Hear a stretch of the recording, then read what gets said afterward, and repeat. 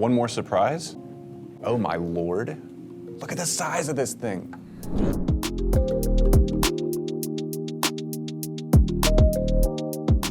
Hey guys, welcome to another unboxing. My name is Rob, and we're going to be unboxing whatever is inside of this box. I guess I should read the card first, right? Give myself a little hint. There are not only gators and snowbirds in this state. Oh, do you guys hear that? Thunderous sound of freedom. We must be doing another Gems Across America episode.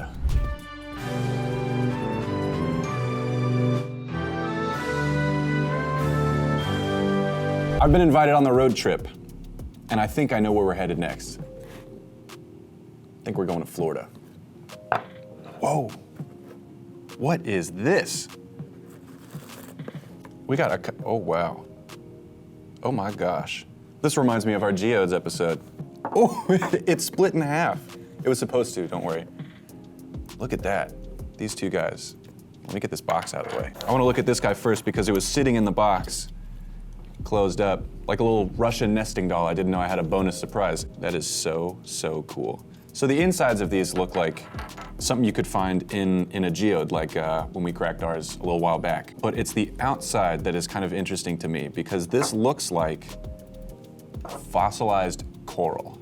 However, it's a little bit more than just fossilized. So most fossils, they're what's called a pseudomorph, which is when, if you break down the word pseudomorph, pseudo, false, and then morph, form. So it's the false form of something that once was another thing. So a fossil is something like a shell or a dinosaur bone or something like that, where the organic material has been replaced by calcite or some other variety of quartz. And in this case, it looks to me like these fossils were replaced by agate. They're agatized coral fossils. So these coral polyps, they live and they filter feed and they develop a calcium kind of exterior. And we see the whole thing fossilized.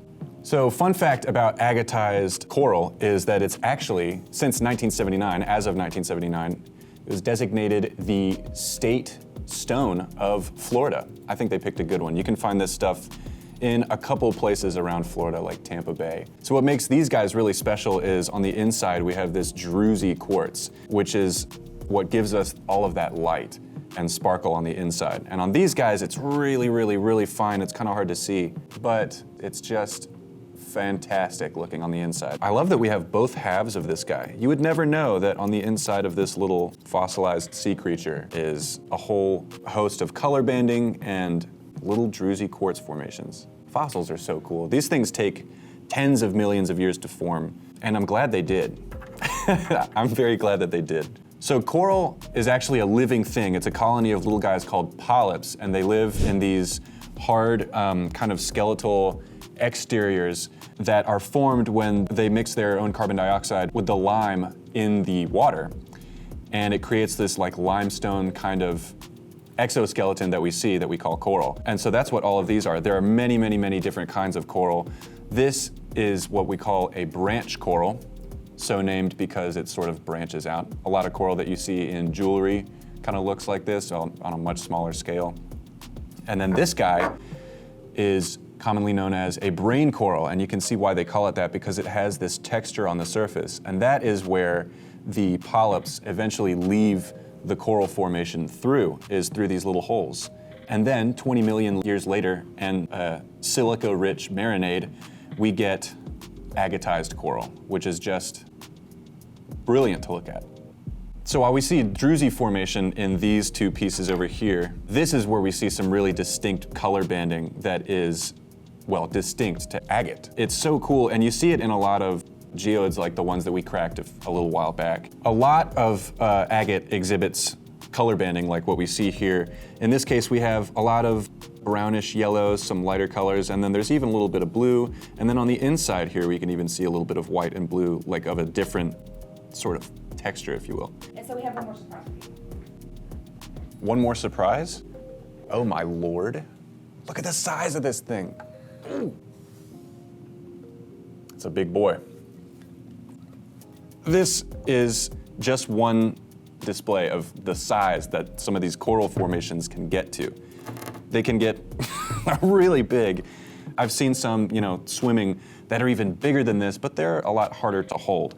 You can see all kinds of colors on the inside of this. We've got a little bit of browns and yellows. We've got the whites and the blues that we saw in these other smaller pieces. There's even a little secret tunnel right in through here. And actually, if you flip it over, you might think this is where the party's at.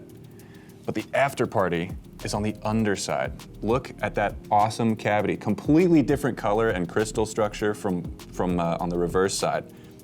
Just awesome. All right, on to our next box. From Florida with love. Oh, there's a snake in this box. Hello, what is this? Oh, I've got two things in here. Nah, I'm just kidding. Comes with a flashlight. I believe this is an ultraviolet light. It sure is because I can't see it. Okay, so what we have here looks to be a fossilized clam. Just judging from the shape of it, it's got the sort of stepped layers to it. It looks like a clamshell, and then right along here, along this edge, you can kind of see the little edge markings that you can commonly see in clams like this. So we've queued up the dramatic lighting for this next bit so that you guys could see this a little bit more clearly. Without the UV light on, the calcite looks like calcite, but with the UV light on, it goes completely white. That is just a dramatic color change. So this guy comes from the Florida Drum Crystal Mine, which is also known as Ruck's Pit. It's over in Okeechobee, and it is known for these fossils of marine and sometimes land animals actually, with these intense calcite formations. These calcite growths can come in a lot of different colors. They can be colorless actually. Orange, yellowish, kind of like what we see here is this yellowish brown, and even white, but without the aid of ultraviolet light. So I also mentioned that land animals can have these calcite deposits. That includes mammoths, mastodons, giant turtles, horses, even giant sloths.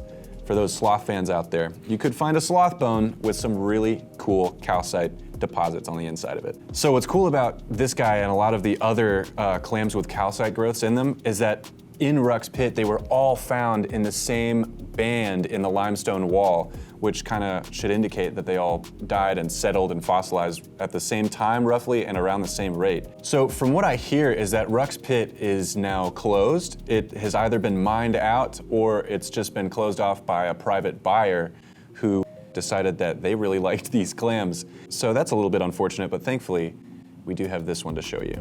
Okay, so we just saw that really large one a second ago, but I've just been handed another agatized coral specimen, and this one is very cool. Check this out.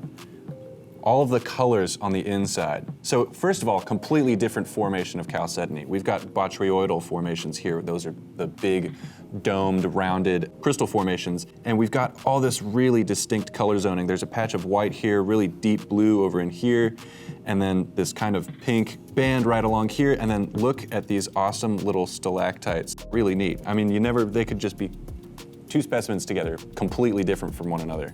We've got yet another box here, surely containing a gemstone from Florida. Let's see what it is. Ooh! Look at this. I think I know what this, it's a conch pearl.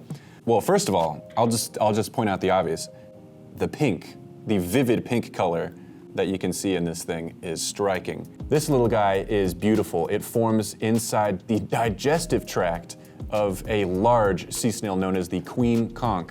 Part of what makes these non-nacreous pearls so interesting and unique is on the surface of them, they have this, what they call a flame-like structure. It's a surface feature that looks very much like flames, and that's not something that you see in nacreous pearls, which is one good way of distinguishing them from their non-nacreous counterparts. That distinct flame structure you can also find in other non-nacreous pearls like the mellow pearl, or just the mellow pearl for short. These guys are actually measured by carat weight, and you can quickly get up over $1,000 of value with these things. Part of what makes them so rare and valuable is that the queen conch snail, from which these come, usually lives in really shallow water, and that leaves it kind of susceptible to over farming, and there have been a lot of regulations put in place to prevent that. So these are pretty hard to come by.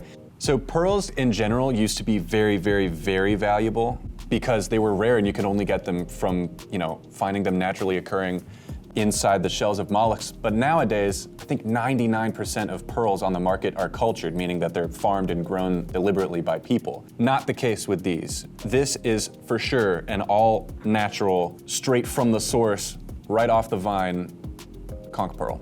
There has been limited success in the culturing of these conch pearls, but I've never seen one in person, and this one is definitely all natural. Well, I really appreciate getting invited on this leg of the road trip across America on our stop to Florida. So I mentioned that the state stone of Florida is agatized coral. What I didn't mention is that the state mineral of Florida is moonstone. Moonstone's a very pretty rock, but we don't have any today because there is no native moonstone in Florida. It ain't there. So it kind of felt like cheating, but I had to mention it. Apparently, launching missions to the moon from your state gives you privileges when it comes to selecting a state mineral. Well, I think this has been another very successful stop on our road trip across America. Florida, the Sunshine State, was very kind to us today. You know, most people go to Florida for like Disney World or the beaches or the sunshine, but I'm glad that we went for the gemstones and the fossils and the other crazy specimens that we got to see today. Let's take a closer look at the conch pearl.